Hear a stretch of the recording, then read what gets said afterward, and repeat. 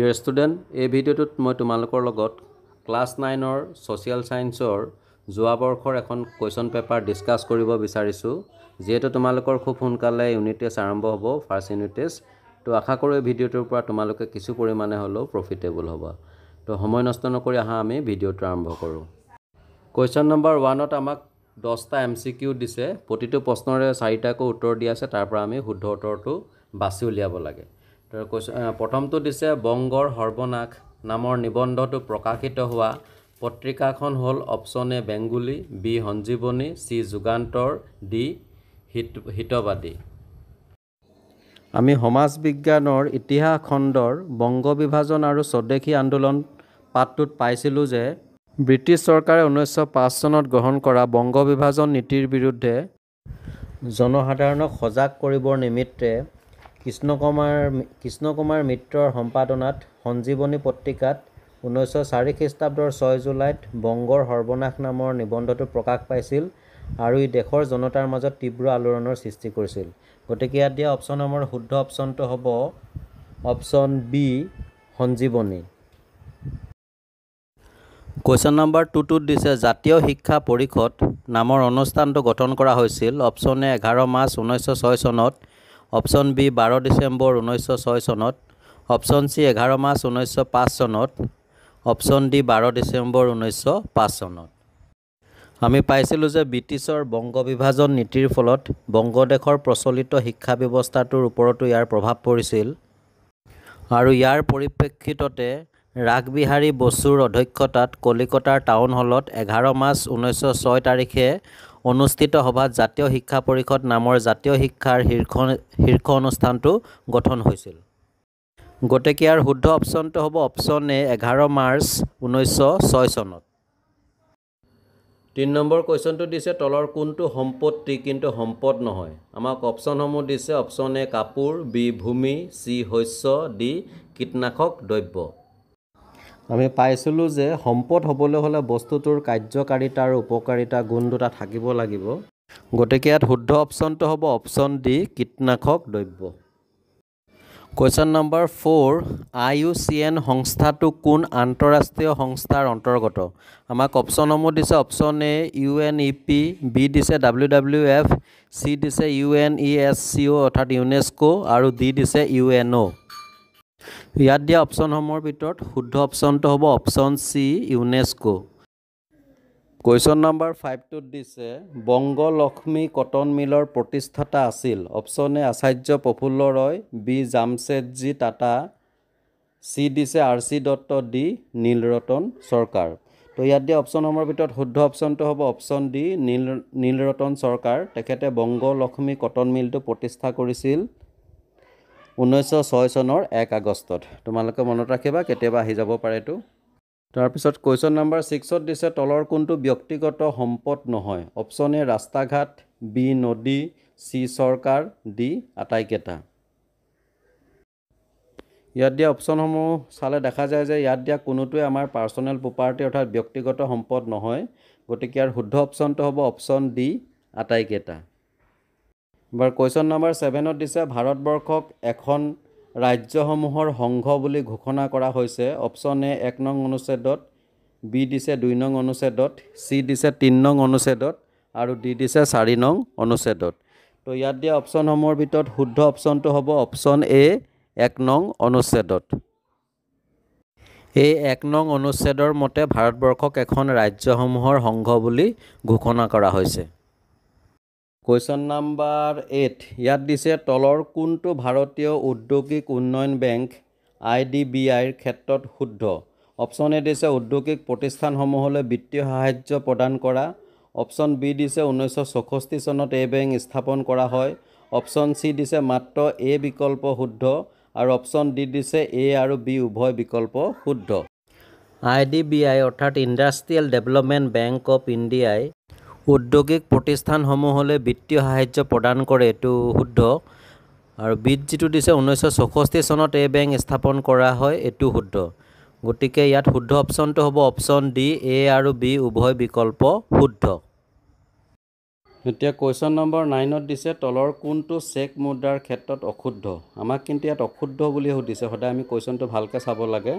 তো ইয়াত আমাক 4টা অপশ্যন দিছে, তাৰ ভিতৰত দেখা গৈছে যে 3টা অপশ্যন শুদ্ধ, কেৱল এটাহে অশুদ্ধ আৰু সেইটো হৈছে অপশ্যন চি। ইয়াত কৈছে যে চেক এখনৰ সাধাৰণ গ্ৰহণযোগ্যতা থাকে। আচলতে চেক এখনৰ সাধাৰণ গ্ৰহণযোগ্যতা নাথাকে, গতিকে থাকে বুলি দিয়াৰ কাৰণে এইটো অশুদ্ধ, গতিকে শুদ্ধ অপশ্যনটো হ'ব অপশ্যন চি। এবাৰ কুৱেশ্যন নম্বৰ 10 অন্তিমটো MCQ। ভাৰতবৰ্ষত স্থাপন হোৱা প্ৰথমটো বেংক হৈছে option A Guwahati bank, B Bharatiya reserve bank, C Riks bank আৰু ডি বেংক অফ হিন্দুস্তান। তো ইয়াত দিয়া অপশ্যনসমূহৰ ভিতৰত শুদ্ধ অপশ্যনটো হ'ব option D bank of Hindustan, যিটো ভাৰতৰ আটাইতকৈ পুৰণি বেংক আৰু এইটো স্থাপন হৈছিলে 1770 চনত। তোমালোকে মনত ৰাখিবা। আকৌ অপশ্যন এত যিটো দিছে গুৱাহাটী বেংক, এইটো হৈছে অসমত স্থাপন হোৱা প্ৰথমটো বেংক আৰু এইটো স্থাপন হৈছিল 1926 চনত। নেক্সট কুৱেশ্যন নম্বৰ 2ত 5টা চমু উত্তৰৰ প্ৰশ্ন দিছে, প্ৰত্যেকটোতে 1 মাৰ্কছকৈ আছে। তাৰে প্ৰথমটো দিছে বিনিময় প্ৰথাৰ এটা অসুবিধা উল্লেখ কৰা। আমি পাইছোঁ সামগ্ৰীৰ বিপৰীতে সামগ্ৰীৰ প্ৰত্যক্ষ বিনিময় হ'ল বিনিময় প্ৰথা। তোমালোকৰ পাঠ্যপুথি অৰ্থনীতি বিজ্ঞানৰ প্ৰথম অধ্যায় যিটো মুদ্ৰা আৰু বেংক ব্যৱস্থা, ইয়াত সুন্দৰভাৱে এই বিষয়ে উল্লেখ কৰিছে। আৰু পেজ নম্বৰ 20ত বিনিময় প্ৰথাৰ অসুবিধাসমূহ, মুঠতে 4টা বিনিময় প্ৰথাৰ অসুবিধা উল্লেখ কৰিছে, তাৰ পৰা যিকোনো এটা লিখি দিলে হ'ব। তোমালোকে লিখিব পাৰা বিনিময় প্ৰথাৰ এটা অসুবিধা হৈছে হিচাপ নিকাচৰ উমৈহতীয়া এককৰ অভাৱ। নেক্সট কুৱেশ্যন নম্বৰ 2টোত দিছে কৃষি আৰু গ্ৰাম্য উন্নয়নৰ ৰাষ্ট্ৰীয় বেংক নাবাৰ্ডৰ মুখ্য কাৰ্যালয় ক'ত অৱস্থিত। তোমালোকে ইয়াত দেখা পাইছা, এইটো হৈছে মুম্বাইস্থিত নাবাৰ্ডৰ মুখ্য কাৰ্যালয়, অৰ্থাৎ নাবাৰ্ডৰ মুখ্য কাৰ্যালয়টো আছে মুম্বাইত। গতিকে কুৱেশ্যন নম্বৰ 2ৰ এনচাৰত আমি লিখিব লাগিব কৃষি আৰু গ্ৰাম্য উন্নয়নৰ ৰাষ্ট্ৰীয় বেংক নাবাৰ্ডৰ মুখ্য কাৰ্যালয় মুম্বাইত অৱস্থিত। এইখিনিতে মনত ৰাখিবা, কেতিয়াবা নাবাৰ্ডৰ ফুল মিনিংটো আহে, তেতিয়া তোমালোকে লিখিব লাগিব national bank for agriculture and rural development. কিতাপত আছে, তোমালোকে চাই ল'বা। নেক্সট কুৱেশ্যন নম্বৰ 3টোত দিছে ভাৰতবৰ্ষৰ সংসদৰ উচ্চ সদনৰ নাম কি। এইটো তোমালোকে লিখিব লাগিব ভাৰতবৰ্ষৰ সংসদৰ উচ্চ সদনৰ নাম হৈছে ৰাজ্যসভা। এবাৰ 4 নম্বৰটোত দিছে সম্পদৰ এটা বৈশিষ্ট্য উল্লেখ কৰা। সমাজ বিজ্ঞানৰ ভূগোল খণ্ডৰ পাঠ্যপুথিত সম্পদৰ বৈশিষ্ট্য হিচাপে উল্লেখ কৰিছে উপকাৰিতা, কৰ্মকাৰিতা, পৰিৱৰ্তনশীল ধৰ্ম আদি। গতিকে ইয়াৰ পৰা যিকোনো এটা লিখিলে হ'ব। কুৱেশ্যন নম্বৰ 2ৰ 5ত দিছে আধুনিক অৰ্থনৈতিক ভূগোলৰ পিতৃ বুলি কাক কোৱা হয়। ইয়াৰ উত্তৰটো আমি এনেধৰণে লিখিব লাগিব আধুনিক অৰ্থনৈতিক ভূগোলৰ পিতৃ বুলি জৰ্জ চিজহোমক কোৱা হয়। জৰ্জ চিজহোমক কোৱা হয়। কুৱেশ্যন নম্বৰ 3ত আমাক কেইটামান বিকল্প উত্তৰ দি দিছে বন্ধনীৰ ভিতৰত, তাৰ পৰা শুদ্ধ উত্তৰটো বাছি উলিয়াই আমি খালী ঠাই পূৰ কৰিব লাগে। এনেধৰণৰ 5টা কুৱেশ্যন দিছে। তাৰে প্ৰথমটোত আমাক দিছে দেশ বংগমাতাক ভাৰত মাতাৰ ৰূপ প্ৰদান কৰিছিল। আমাক বিকল্প উত্তৰসমূহ দিছে অৱনীন্দ্ৰনাথ ঠাকুৰে অব্লিক ভগিনী নিবেদিতাই অব্লিক ৰবীন্দ্ৰনাথ ঠাকুৰে অব্লিক কুমুদিনী মিত্ৰই। তো ইয়াত দিয়া বিকল্প উত্তৰসমূহৰ ভিতৰত শুদ্ধ উত্তৰটো হ'ব ভগিনী নিবেদিতাই, অৰ্থাৎ ভগিনী নিবেদিতাই বংগমাতাক ভাৰত মাতাৰ ৰূপ প্ৰদান কৰিছিল। 2 নম্বৰটোত দিছে 1911 চনৰ ডেছ তাৰিখে বংগদেশ পুনৰ একত্ৰীকৰণ কৰা হয়। বিকল্প উত্তৰ দিছে আমাক 10 December oblique 11 December oblique 12 December oblique 13 December. তো ইয়াত দিয়া বিকল্প উত্তৰসমূহৰ ভিতৰত শুদ্ধ উত্তৰটো হ'ব 12 ডিচেম্বৰ, অৰ্থাৎ 1911 চনৰ 12 ডিচেম্বৰ তাৰিখে বংগদেশ পুনৰ একত্ৰীকৰণ কৰা হয়। 3 নম্বৰটোত দিছে চাৰকাৰীয়া আয়োগ গঠন কৰা হৈছিল ডেছ চনত। ইয়াত বিকল্প উত্তৰসমূহ দিছে 1883 অব্লিক 1983 অব্লিক 1838 অব্লিক 1938। আমি পাঠ্যপুথিত পাইছোঁ যে ভাৰতবৰ্ষৰ যুক্তৰাষ্ট্ৰীয় ব্যৱস্থাটোত সংশোধন আনি অংগৰাজ্যসমূহক স্বতন্ত্ৰতা প্ৰদানৰ দাবী সময়ে সময়ে উত্থাপিত হৈ আহিছিল আৰু তাৰ পৰিপ্ৰেক্ষিততে 1983 চনত চাৰকাৰীয়া কমিশ্যন গঠন কৰা হৈছিল। গতিকে ইয়াত শুদ্ধ বিকল্পটো হ'ব 1983, চাৰকাৰীয়া আয়োগ গঠন কৰা হৈছিল 1983 চনত।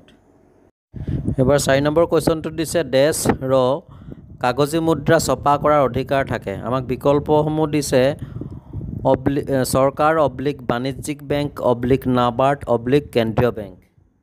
আমি জানো যে ইয়াত দিয়া বিকল্পসমূহৰ ভিতৰত কেৱল কেন্দ্ৰীয় বেংকৰহে কাগজী মুদ্ৰা ছপা কৰাৰ অধিকাৰ থাকে, গতিকে খালী জেগাত বহিব কেন্দ্ৰীয় বেংক। আৰু আমাৰ ভাৰতবৰ্ষৰ কেন্দ্ৰীয় বেংক হৈছে ভাৰতীয় ৰিজাৰ্ভ বেংক। এই বেংক স্থাপিত হৈছিল 1935 চনত, তোমালোকে মনত ৰাখিবা।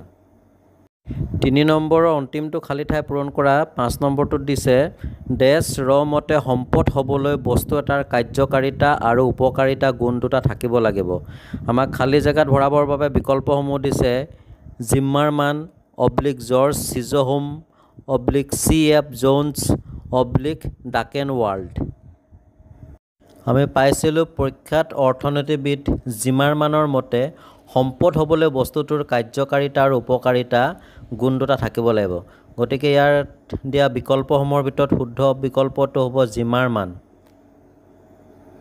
কুৱেশ্যন নম্বৰ 4ত শুদ্ধ নে অশুদ্ধ আমি লিখিব লাগে। 3টা কুৱেশ্যন দিছে। তাৰে প্ৰথমটো দিছে ৰিজাৰ্ভ বেংক অফ ইণ্ডিয়াত অনা বেংক বিত্তীয় প্ৰতিষ্ঠানসমূহৰ পঞ্জীকৰণ হয়। ইয়াৰ উত্তৰটো হ'ব শুদ্ধ। 2 নম্বৰটো দিছে ভাৰতৰ সংবিধানখন 1950 চনৰ 26 জানুৱাৰী তাৰিখে বলবৎ কৰা হয়। এইটো শুদ্ধ, তোমালোকে নিশ্চয় জানা। আৰু 3 নম্বৰটোত দিছে বাণিজ্যিক বেংকে প্ৰয়োজন সাপেক্ষে চৰকাৰক বিত্তৰ যোগান ধৰে। এইটো অশুদ্ধ, অশুদ্ধ। এতিয়া ছেকশ্যন বিত কেইটামান 2 আৰু 4 মাৰ্কছৰ কুৱেশ্যন দিছে। এইখিনি তোমালোকে চাবা, কিতাপতে খুব সুন্দৰকৈ আছে। নিশ্চয় তোমালোকে কুৱেশ্যনসমূহৰ উত্তৰবিলাক কৰিছা। আৰু যদি তাৰে কোনোটোত অসুবিধা হয় তেতিয়াহ'লে মোক কমেণ্ট কৰিবা, মই যিমান পাৰোঁ তোমালোকক হেল্প কৰিবলৈ চেষ্টা কৰিম। কেৱল তোমালোকে কুৱেশ্যনখিনি চাবা, ইয়াত খুব ইম্পৰ্টেণ্ট কুৱেশ্যন হয়। নিশ্চয় তোমালোকৰ নেক্সট ইউনিট টেষ্টতো ইয়াৰ পৰা 1-2টা কুৱেশ্যন আহিব, বা হয়তো তোমালোকৰ হাফ ইয়েৰলি বা ফাইনেল ইয়েৰতো কামত আহিব। কুৱেশ্যনখিনি চাবা তোমালোকে। ইয়াৰে 6 নম্বৰ আৰু 7 নম্বৰ কুৱেশ্যনটোত নাইবা অৰ্থাৎ দিছে। গতিকে ইয়াত 2টা কুৱেশ্যন দিছে, তাৰ পৰা যিকোনো এটা কৰিলে হয়। 6 আৰু 7টোত দেখা পাইছা মাজত নাইবা দি দিছে। গতিকে ইয়াত 2টা কুৱেশ্যন দিছে, যিকোনো এটা কৰিলে হ'ল। তোমালোকে 2টা কৰি সময় নষ্ট নকৰিবা। কুৱেশ্যন নম্বৰ 9ত আমাক 2টা দিছে, তাৰ পৰা যিকোনো এটাৰ পাৰ্থক্য লিখিব লাগে। এটা দিছে সম্পদ আৰু সম্পত্তি, বিটোত দিছে অৰ্থনৈতিক ভূগোল আৰু সম্পদ ভূগোল। ইয়াৰ পৰা যিকোনো এটাৰ পাৰ্থক্য লিখিব লাগে। কুৱেশ্যন নম্বৰ 10 আৰু 11তো 2টা কুৱেশ্যন দিছে, মাজত নাইবা দি দিছে, তাৰ পৰা যিকোনো এটা কৰিব লাগে। 4 মাৰ্কছ আছে আৰু এটাত 11 নম্বৰটোত 3 মাৰ্কছ আছে। তোমালোকে এইখিনি ট্ৰাই কৰিবা, কিতাপত খুব সুন্দৰকৈ আছে। নিশ্চয় তোমালোকে কৰিছা। আৰু তাৰ মাজতে যদি কোনোটোৰ অসুবিধা হয় তেতিয়াহ'লে মোলৈ কমেণ্ট কৰিবা, মই যিমান পাৰোঁ তোমালোকক হেল্প কৰিবলৈ চেষ্টা কৰিম কমেণ্টৰ জৰিয়তে। আৰু কুৱেশ্যন নম্বৰ 12ত প্ৰজেক্ট ৱৰ্ক দিছে। এইটো স্কুল ভেদে বেলেগ বেলেগ হ'ব। যিজন শিক্ষকে তোমালোকক ছ'চিয়েল ছায়েন্স পঢ়ুৱায় তেওঁ কি ধৰণৰ প্ৰজেক্ট ৱৰ্ক দিব তেওঁৰ ওপৰত ডিপেণ্ড কৰিব। তো ডিয়াৰ ষ্টুডেণ্ট, আজিৰ ভিডিঅ'ত ইমানখিনিয়ে। যদি তোমালোকৰ মোৰ ভিডিঅ'টো ভাল লাগিছে তেতিয়াহ'লে ফ্ৰেণ্ডলৈ শ্বেয়াৰ কৰিবা, আৰু লগতে যদি মোৰ চেনেলত নতুন হয় চেনেলটো ছাবস্ক্ৰাইব কৰিবলৈ নাপাহৰিবা। কাষতে থকা বেল আইকনটো প্ৰেছ কৰিবা, যাতে এনেধৰণৰ ভিডিঅ'সমূহ তোমালোকে লাভ কৰি থাকা। তো আজিলৈ আহোঁ, নতুন এটা ভিডিঅ'ত তোমালোকক পুনৰ লগ পাম। Thank U.